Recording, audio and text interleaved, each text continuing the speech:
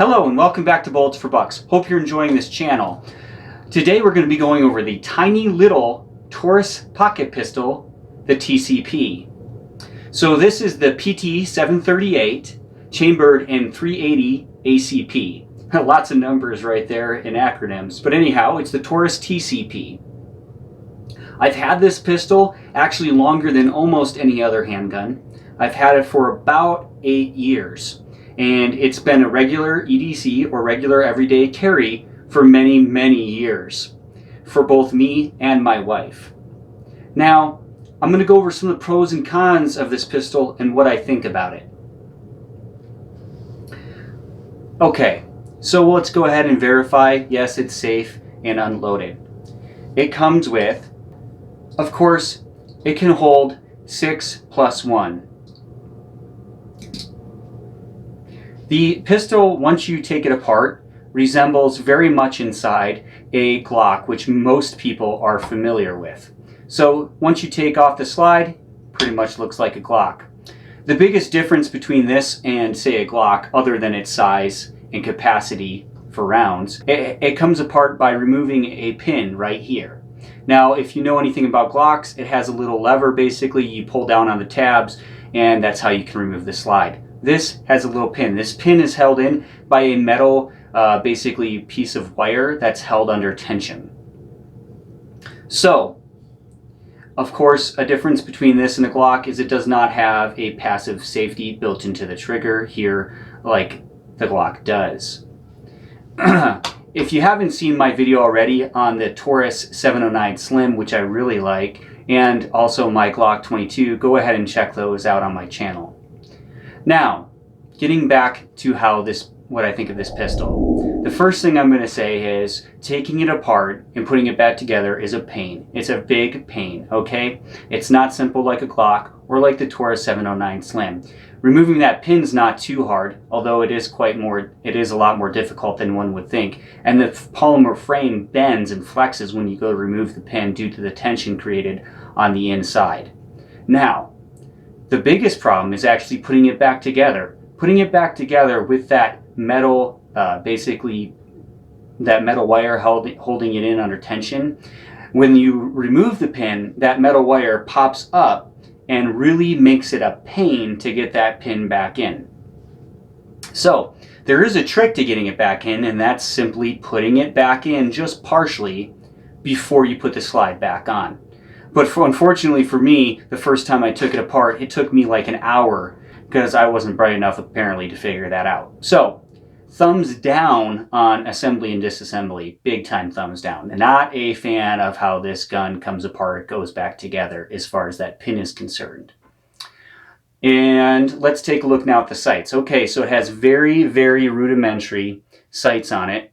They're extremely low. There's no white dots on the front or rear sights for nighttime, and they're very low. Now we got to remember this is a extremely close quarters, point and shoot pocket pistol. So it's not accurate.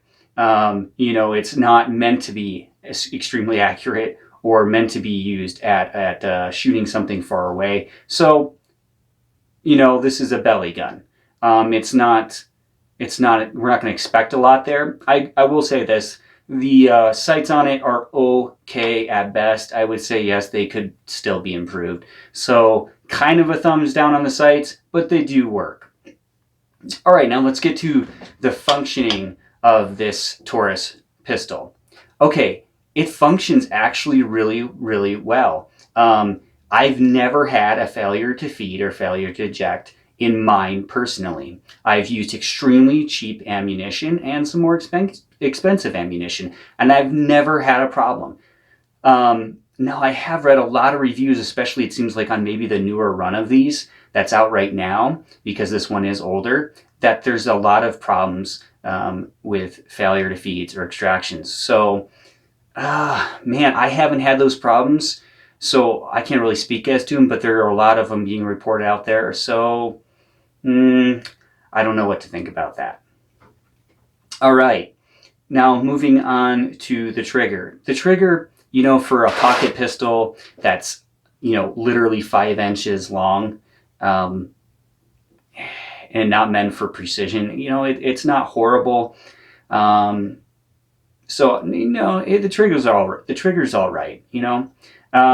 As far as the trigger reset, now I've read several reviews that one thing to note with this trigger is when you release the trigger, it's not like a Glock where you can partially release the trigger and it resets, and then you kind of can half stroke it and pull the trigger again and fire. No, this one you have to actually release all the way, or else it won't fire. It won't fully reset. There's kind of a false reset in the trigger. That's common in a lot of pistols though, and even like some Smith & Wessons and stuff. So not a huge deal there, but it is something to note.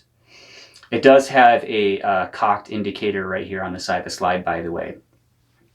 So in my personal experience functioning, it's actually been flawless, worked great. You know, the mag capacity. So yeah, I mean, the mag capacity is a little low on it, but what can you expect for a extremely small pocket pistol? No real complaints there.